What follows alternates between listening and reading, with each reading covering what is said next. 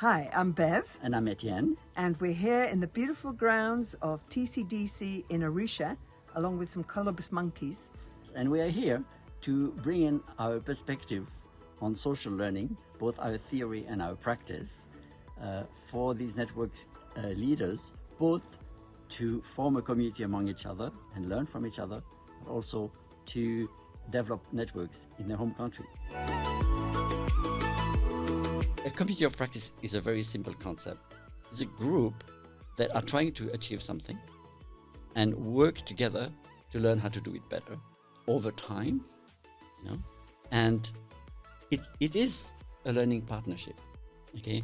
But it is a learning partnership, that's why we call it a community of practice, is that a learning partnership that's based on something that people do, There is that moment where you really need a partner to help you make progress, and that's that moment that we cherish.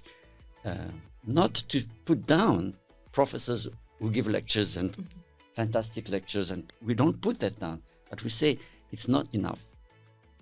The world is changing so fast.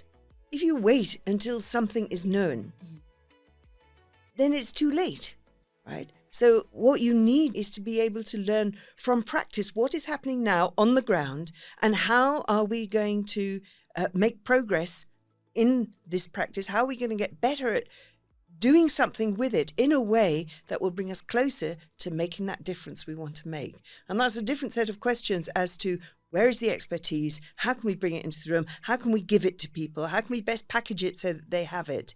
It's more like, you already know, guys. You already know so much. One major thing that we're taking home, the hottest topic, is communities of practice.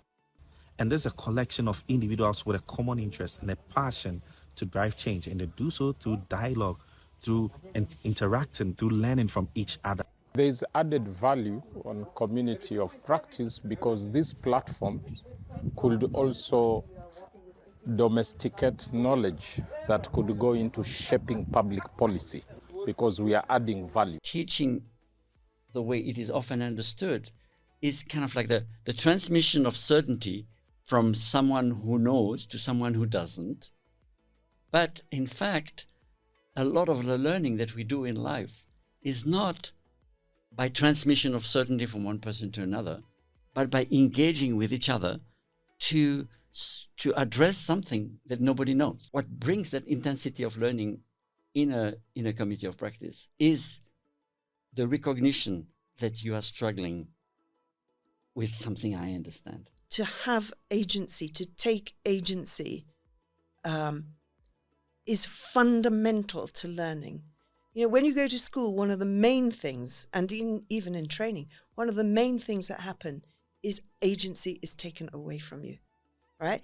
Learn this, and then you'll know what to do. Somehow it bypasses who you are and what you bring to the table and what you can do with it and the difference you care to make. I think we all have a common goal and agenda to leave the world better than we found it. The agenda was set by people, the problems they faced in practice, and people organized their own activities in order to address those issues.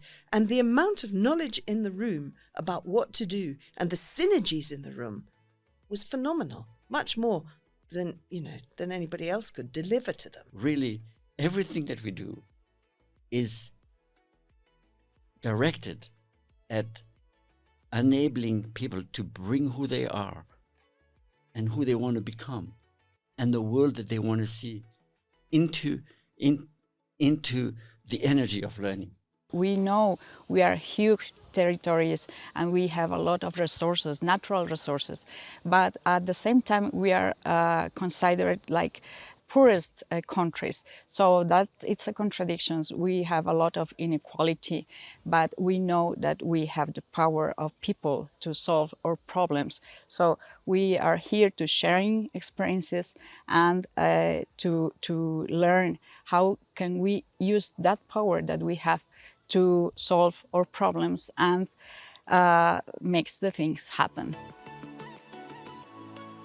It's amazing that people who have been to Denmark for a few weeks and who come back to want to make a difference, to find such deep connection and such deep mutual engagement. And it's wonderful that they are doing that across the globe.